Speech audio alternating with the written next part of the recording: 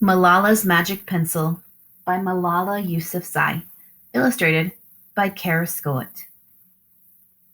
Published by Little Brown and Company. Do you believe in magic? When I was younger, I used to watch a TV show about a boy who had a magic pencil. If he was hungry, he drew a bowl of curry, and it appeared. If he and his friends were in danger, he drew a police officer. The boy was a little hero, always protecting people who needed help.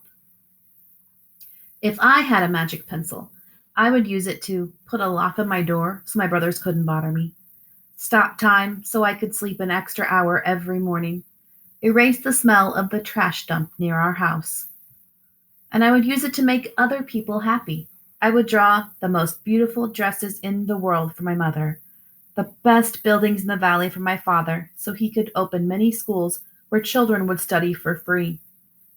A proper ball, so my brothers and I no longer had to play with an old sock stuffed with rubbish. Every night before I went to bed, I wished for a magic pencil of my own, and every morning I would wake up and check my cupboard, but the magic pencil was never there. One day I was throwing away potato peels and eggshells at the dump. I was wrinkling my nose, swatting away flies, and making sure I didn't step on anything dirty in my nice shoes when I saw a girl about my age sorting trash into piles. Nearby, boys were fishing for metal scraps using magnets on strings. When my father returned home from work, I told him what I'd seen. It made him sad. Abba, I said. Yes, Johnny, he said back. I always liked when he called me dear one. Why haven't I seen that girl in my class? Because, he said, but he didn't finish right away. Because, Johnny, in our country, not everyone sends their daughters to school, and some children must work to support their family. Those boys will sell the metal scraps they find. If they went to school, their families would go hungry. School was my favorite place, but I had never considered myself lucky to be able to go. My father had always said Malala will live free as a bird. Now I wondered how free I'd truly be. That night I thought about families who didn't have enough food, and the girl who couldn't go to school, and even about how when I was older I would be expected to cook and clean for my brothers because where I came from, many girls weren't allowed to become what they dreamed of. I knew then that if I had the magic pencil, I would use it to draw a better world, a peaceful world. First, I would erase war, poverty, and hunger. Then I would draw girls and boys together as equals. Over the next few years, instead of wishing for a magic pencil every night, I worked hard in school every day. I wanted to be one of the top students in my class. But soon, powerful and dangerous men declared that girls were forbidden from attending school. They walked the streets of our city now. They carried weapons. One by one, girls stopped coming to school. Abba, where are all the students? They don't feel safe here anymore, Johnny.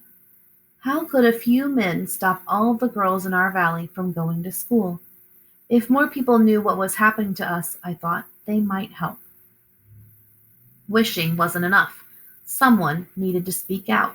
Why not me? I wrote about what it felt like to be scared to walk to school and how some of my friends had moved away because of the threat they faced in our city. I wrote about how much I loved school and how proud I was of my uniform. Once I started writing, I didn't stop. I wrote speeches and traveled around my country, sharing my story. I even talked to a reporter from a famous international newspaper. People actually wanted to learn about my life. I spoke for all the girls in my valley who couldn't speak for themselves. My voice became so powerful that the dangerous men tried to silence me, but they failed. And now my voice is louder than ever. Louder because people have joined me.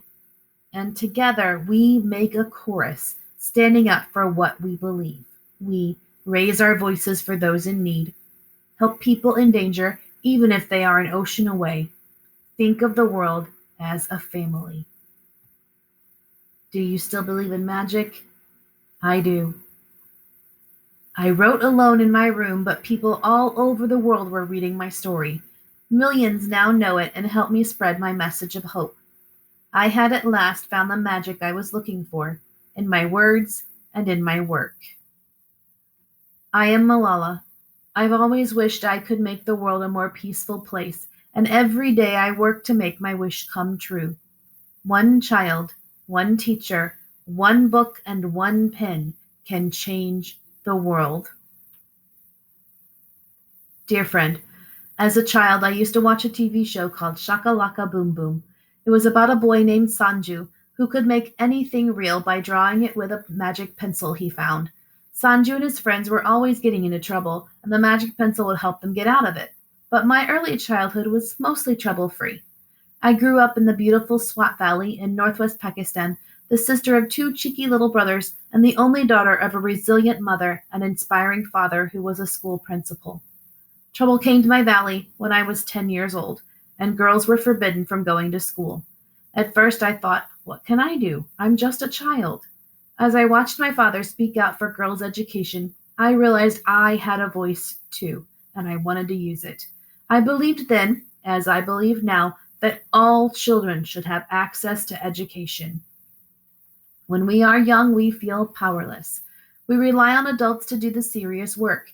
However, when real danger threatened my right to go to school, I felt stronger than ever, and I found power in my voice. Once I wished for Sanju's magic pencil. Now I know that when you find your voice, every pencil can be magic. I hope that my story inspires you to find the magic in your own life and to always speak up for what you believe in. Magic is everywhere in the world, in knowledge, beauty, love, peace. The magic is in you, in your words, in your voice. Malala. About Malala Yousafzai. Malala Yousafzai first came to public attention by writing for BBC Urdu about life under the Taliban using the pen name Gul Makai. The Taliban had forbidden girls in her region from going to school. Soon, she began to speak publicly about girls' education in her community.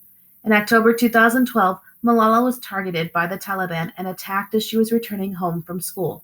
She miraculously survived. Malala and her family now live in Birmingham, England, and she travels the world speaking about the importance of education for all.